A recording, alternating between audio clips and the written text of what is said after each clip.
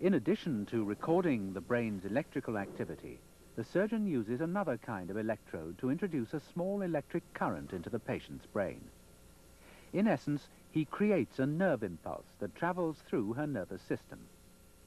The patient must be conscious to report the results of the doctor's probing. She feels little or no pain, for the brain has no pain receptors of its own. When you see her mouth open, it's because the doctor has stimulated an area of her brain that controls her mouth. She isn't moving it on her own.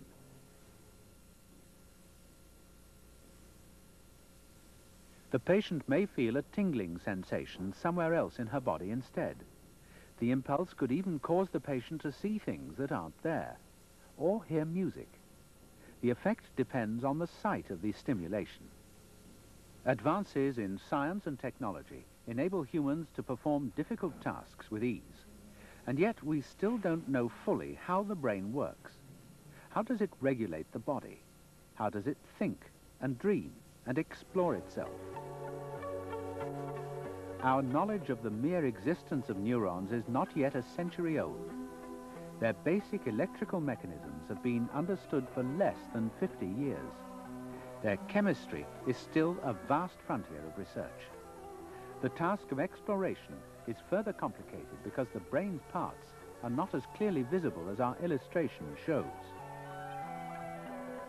In fact, the brain is densely packed. The neurons are supported by other kinds of tissue that regulate the brain's chemistry and supply the neurons with nutrients.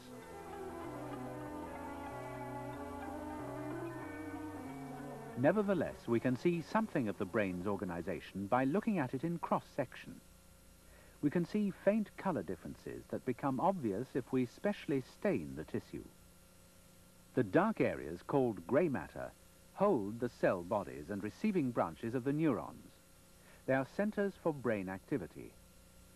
The white areas, called white matter, are dominated by the sending branches that carry impulses from one location to another. The human brain is unique in its abilities to explore, to create, to adapt, and to think about itself. One might imagine that it is completely unlike anything else on Earth, and yet in structure it is not so unique. In fact, it bears a long evolutionary heritage. Neurons are seen even in very primitive, brainless animals like the jellyfish. The brains of many vertebrate animals have a basic structure similar to that of our own. By looking at their brains, we learn about ours. Typically, a brain consists of 3 major parts. Here's the brain of a fish. It has a part called a brainstem. It has a cerebellum, and it has a cerebrum. This is a very primitive brain. The crocodile is a more complex animal. Its brain is larger in proportion to its body. But it too has a brainstem, a cerebellum, and a cerebrum. A goose is more complex still. Brainstem, cerebellum, cerebrum. The intelligence of an animal species depends largely on the size of its cerebrum in relation to its body.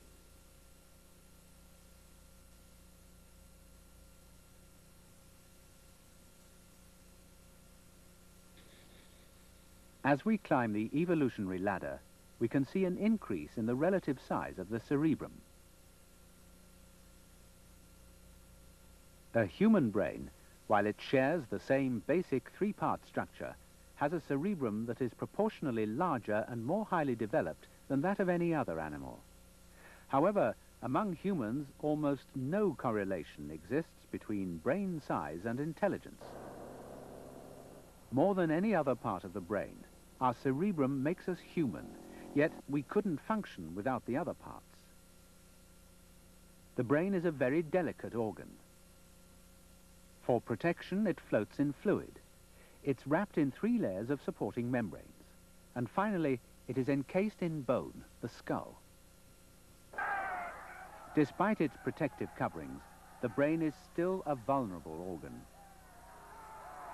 Repeated blows can cause permanent damage over time, And a single severe blow, even if it doesn't crack the skull or damage the brain, can disrupt the brain's normal operation and knock the victim unconscious.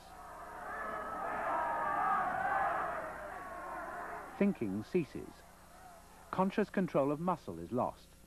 Sensory information is not heeded, and yet the heart continues to beat and the lungs to draw air. These vital mechanisms are controlled by one of the brain's most durable parts, the brain stem. The brain stem is an automatic control center for many such important involuntary actions of the body. And it is a pathway for impulses traveling back and forth between the body and the rest of the brain.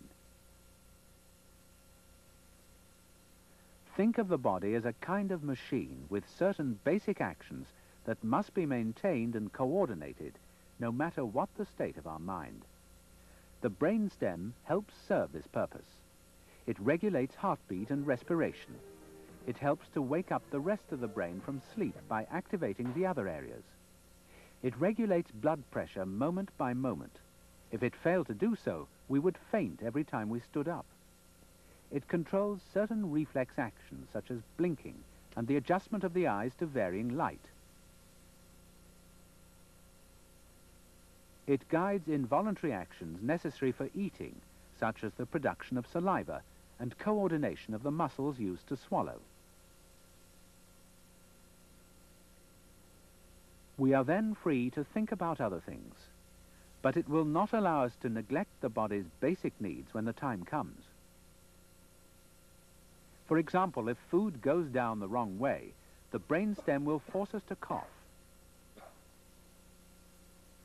If the brainstem is damaged, the repercussions can be severe: paralysis, coma, death. The cerebellum is also an automatic part of the brain, but unlike the brain stem, it doesn't start any actions of its own. Instead, it serves as a kind of regulator and coordinator for the muscles. The body has hundreds of muscles. When we perform an action, we don't need to think about which ones to contract or relax at just the right time. We simply move. Normally, the cerebellum guides the muscles smoothly through the actions we wish to perform. It helps us to maintain muscle tone, posture, equilibrium, and it helps us to orientate our bodies in space.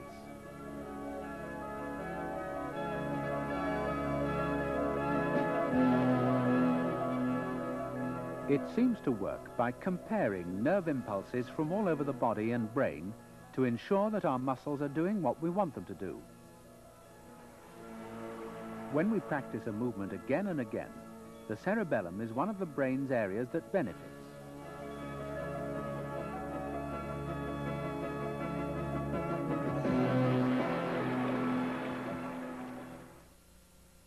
This woman has multiple sclerosis, a disease that in this case prevents her cerebellum from coordinating the muscles of her body.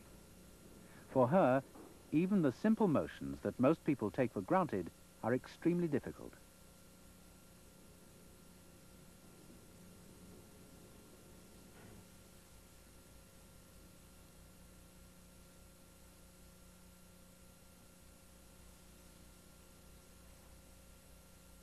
The cerebellum, like the brainstem, is automatic. These structures perform their tasks whether we think about them or not. Voluntary actions are created by the cerebrum, a structure so complicated it remains largely a mystery. When examined anatomically, three major areas of the cerebrum are seen.